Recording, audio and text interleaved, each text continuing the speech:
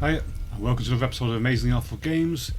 And this week we're taking on 1985 A Day After on the Spectrum, Double Dragon on the Atari 2600, Knightmare on the Commodore 64, Mortal Kombat Special Forces on the PlayStation, and finally Traysia on the Megadrive. And yep, the standard of games this week will be terrible.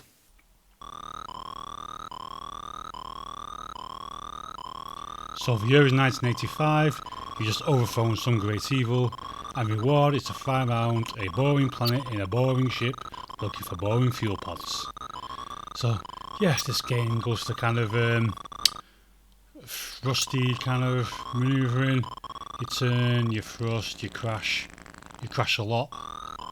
And yeah, the idea is supposed to fly around the planet, look for the fuel pods without crashing or getting bored senseless. Yeah, crashing is slightly easier than getting bored senseless, but getting bored senseless soon follows. So yeah, overthrow evil, get rewarded with a boring mission. Your boss is clearly an absolute bastard, and you should look for other kind of work. Just not working out. I've not got very far with this game. I finally managed to get out, and then just sort of flew around randomly until I got too bored and just had to turn it off. And yep, that's all I've got to say about that.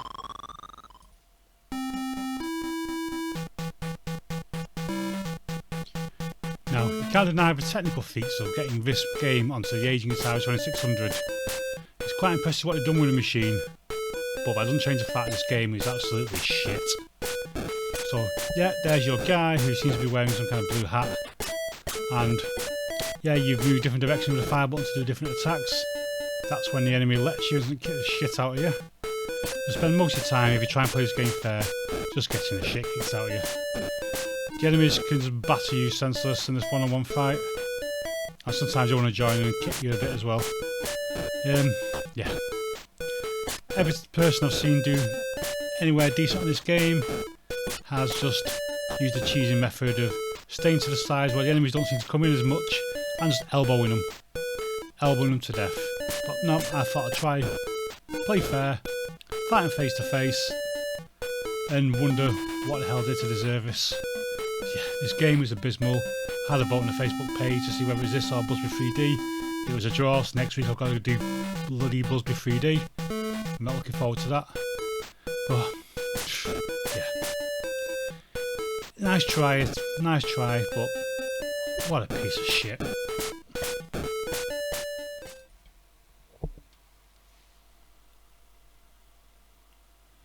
Welcome, watchers of Illusion, to a game of much confusion. There's only one thing I can say to sum up this game really, and that is, ooh, nasty. I absolutely loved the show Knightmare as a kid. Watched it religiously, just glued to my screen. How excited I was to get this game. Thought, yep, a Nightmare experience at home.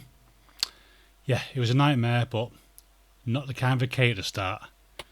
So this is some kind of weird sort of hybrid between a graphic adventure game and a text adventure game where you can move about with the joystick, but then you have to use the keys to do certain commands, such as ask this man for his magic spade. And yeah, so you have to try and solve puzzles, but one of the worst things about this game is that if you take a wrong turn and go back through a door after you've done a certain thing, then that is it. You can't go any further in the game, but the game doesn't tell you that. It doesn't give you any warning about it's then uncompletable. It'll just let you wander around, completely baffled for eternity. See there, so I dig and appear in that room, which you can actually walk into from another room. However, if you daft enough to go left again, you'll go back into the room and you'll be stuck and you'll have to restart the game.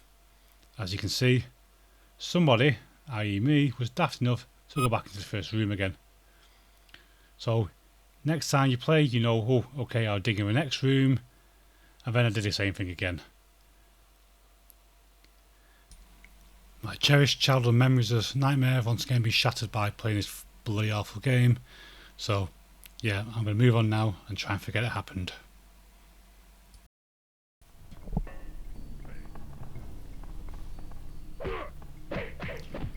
So this is Mortal Kombat Special Forces on the original PlayStation. And I have to be honest with you, I have no idea what they were thinking of when they made this. Who's it even aimed at? You haven't got the proper combat in Mortal Kombat, or the fatalities and anything like that. You've instead got a substandard beat 'em up, where you run around as, I forgot his name, is it Jax? You run around very uninspiring backgrounds as Jax, and you fight these guys, and yeah, there's some RPG elements to it where you get to level up and you can go and collect items and stuff, but first struggled when I started the game until I got to level 2 and unlocked this combo, and literally you can probably get through most of the game just by hammering the X button at this point.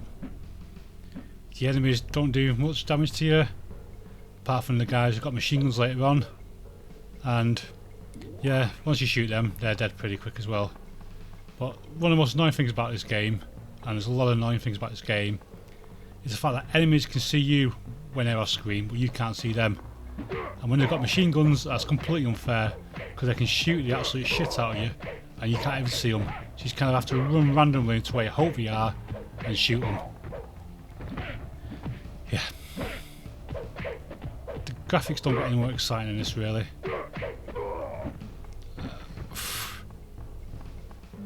Who is this aimed at, really? It's a terrible arcade game. It's a terrible adventure type game. It's a terrible Mortal Kombat game. It is just terrible in every single conceivable way. So, yeah, each levels you explore, you find keys or things to solve.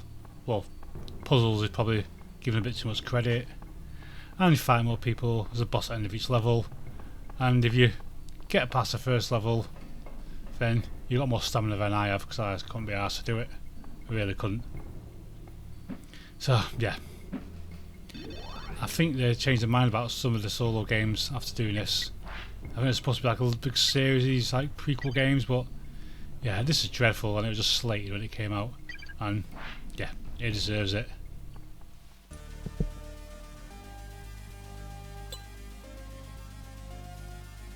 Okay, there's been some great RPGs over the years on the Megadrive. Obviously the Phantasy Star series. Love Phantasy Star 4. This is not one of those great RPGs. First thing you find when you start this game is the dialogue is absolutely dreadful. I mean, you don't expect the works of Shakespeare in these things, but Jesus Christ, it's like we've not even made an effort. It's so utterly bad. So yeah, you start the game where you have to speak to some master, and then you wander around lost for a bit, and then you find this bunch of clowns, and then you have to go adventuring to do something or other. I can't quite remember. But typical RPG fare, you walk along very jerkily, scrolling is bad in this game. It sounds a bit annoying. The character, but I mean, the guy's called Roy. What kind of like fantasy name is Roy? I mean, I am Roy, fear me. Nah mate, you're called Roy. Like what the bloody hell? Roy. So yeah, we have rates Roy, Banaghy, Magellan and Floyd. You go off on an adventure, and then you get to this kind of fighting which is turn-based. I think it's trying to be tactical because you can move around the battlefield, but it just ends up being tedious, and I'm always short of MP. I really does annoy when I'm short of MP. It's short, Jesus Christ. For a word that's going to appear a lot in the game, at least spell it right. So grabbing action aside, you fight these uninspiring enemies throughout the game, and you have some magic, you have some fighting attacks, and okay, it's just bad. It's bad. This is one of the worst examples of RPGs I've seen. And the combat's tedious, the exploring's tedious, the story's tedious, the dialogue is absolutely diabolically tedious, and also you can't seem to die or get hit. You got hit points, but throughout trying this game I've not actually managed to succeed in taking any damage whatsoever. So yeah, whether that's a bug or whether that's intentional, I have no idea, but it doesn't exactly add to the fun factor of this game. So yeah, if I was feeling really sadomasochistic, I would actually do an entire playthrough of this god-awful RPG game, but yeah, I don't hate myself that much. Tell you what, if one day I ever actually make it to 1,000 subscribers, then I'll do a full playthrough of this fucking god-awful piece of shit.